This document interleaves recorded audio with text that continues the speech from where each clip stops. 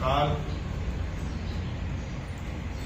बहुत समय से रैंडमली वीडियो बनाने का समय नहीं मिल पा रहा था, मगर अभी मैं देख रहा हूं कि बहुत सारे आत्मिक द्वंद्व ईश्वर भक्तों के हृदय में चल रहे हैं और उन आत्मिक द्वंद्वों के कारण वो ईश्वर भक्ति को छोड़ भ्रम की दुनिया की ओर अग्रसर हो रहे हैं। अब भ्रम की दुनिया की ओर अग्रसर होने के कारण अप्रत्यक्ष प्रत्यक्ष रूप से उसकी ईश्वर भक्ति भी संपन्न न हो पाती और उसका ध्यान समभाव में एकाग्रचित अवस्था में ईश्वर की ओर नहीं लग पाता। वो मानसिक रूप से बहुत सारे वैचारिक विकल्पों को ध्यान रखते हुए कई मनन मंथन कर रहा है और उलझता चला जा रहा है।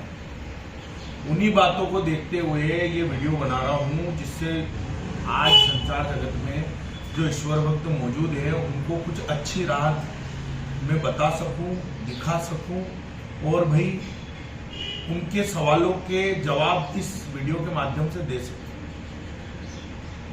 देखा जाता है कि भाई चमत्कार बहुत सारे हो रहे हैं, कुछ अनुवांशिक हो रहे हैं, कुछ वांछिक हो रहे हैं, कुछ बहुयातायात हो रहे हैं, कहीं पर भाई बहुत बड़ी कृपा हो रही है, कहीं छोटी कृपा हो रही है, कहीं साधारण कृपा हो रही है, कोई मध्यम भाव की कृपा हो रही है और कोई इष्ट कृपा हो रही है। ऐसे नाना प्रकार के कई ऐसे भ्रम के जाल बुने जा रहे हैं संसार जगत में कि व्यक्ति क्या करे क्या नहीं करे, किसके साथ चले किसके साथ नहीं चले, किसके कहने में चले किसके कहने में नहीं चले, किसके आदेश को माने किसके आदेश को नहीं माने। ऐसे कई भ्रम व्यक्ति के दिमाग में घर कर रहे हैं। उन्हीं स्थितियों का आज खंडन करने का प्रयास कर रहा हूं और सारे भक्तों को एक राह दिखाने का, राह प्रदर्शन करने का कार्य करने की कोशिश कर रहा हूं।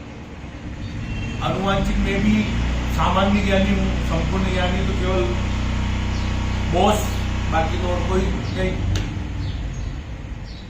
अभी क्या हो रहा है कि व्यक्ति अपने मानसिक रूप से अपनी मानसिक रूप से कमजोर होने के कारण अपने इष्ट पे ना भरोसा करते हुए बेसाखियों के सहारे अपने जीवन में खुशियों की और आनंद की परिकल्पना के आधारभूत होकर चमत्कारों को विश्वास कर रहा है।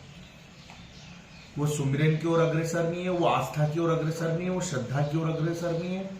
वो मानसिक रूप से अपने भाव जो हैं उनको एक डब्बी में बंद करके केवल उन्हीं बातों पर ध्यान दे रहा है कि जिन बातों पर उनका ध्यान नहीं होना चाहिए।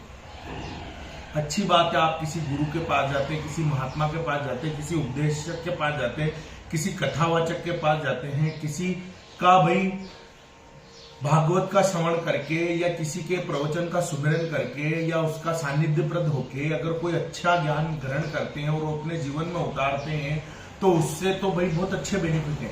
मगर किसी भ्रमित भाव को अपने दिमाग में विराजमान करके अपने इष्ट के भाव को भाई छोड़कर किसी ध्येय रूपी व्यक्ति के पीछे अनर्गल चलते जाना एक तरह की अज्ञानता है और उस अज्ञानता के कारण आप ईश्वर से तो दूर होते हैं, अपनी इष्ट के भाव से तो दूर होते हैं। कुछ समय के चमत्कारों के चक्कर में आप बेसाखियों पर आ जाते हैं, किसी के सहारे हो जाते हैं और जब आपको उस बात का मनन मंथन होता है कि हम गलती कर चुके हैं, उस समय तक बहुत देर हो जाती है। इसलिए अपने भावों को, अपनी मानसिकता को, अपनी श्रद्धा को, अपने सुमिरन को अप्रत्यक्ष प्रत्यक्ष रूप से सुचारू अवस्था में रखें और ईश्वर भक्त बने रहें।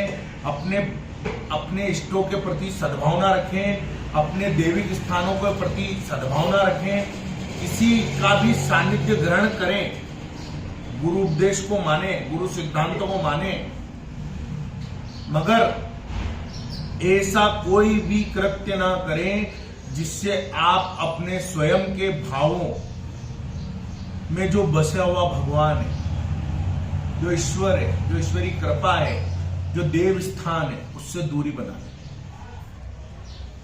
उस स्थान पे आपको जाना ही है जिस स्थान से आपने कभी कुछ पाया हो, क्षणिक मात्र भी अगर आपको आनंद की अनुभूति प्राप्त हुई, आत्मा को संतोष प्राप्त हुआ हो, तो उस स्थान पे आपको जाना है। सरल हृदयता से वहां पर भाई सरल हृदयता से वहां पर जाकर भाई अनुनय विनय करना है। और ये हमेशा अपने जीवन में रखना है कि भाई मुझे उनकी जरूरत है, उनको मेरी जरूरत नहीं है, मुझे उनकी जरूरत है। इसलिए मैं सभी ईश्वर भक्तों से प्रार्थना करूंगा कि चमत्कार की बैसाखियों पे जीवन व्यतीत करने का प्रयास न करें। आस्था में ही चमत्कार है, सद्भावना में ही चमत्कार है, ईश्वर भक्ति में ही चमत्कार है, सुमिरन में ही चमत्कार है। और इन्हीं चमत्कार के भावों को तब कहा जाता है जो आपके सद्भावना से उत्पन्न होती है, ईश्वरीय आस्था से उत्पन्न होती है, और मानसिक रूप से किसी भी इष्ट के श्री चरणों में समर्पण से उत्पन्न होती है। उन भावों को महसूस करिए और अपने दिमाग में जितने भी भ्रम चल रहे हैं उनके शटर लगा दीजिए। बस मैं आपसे यही अनुनय करना चाहता हूं। जय श्री महाराज।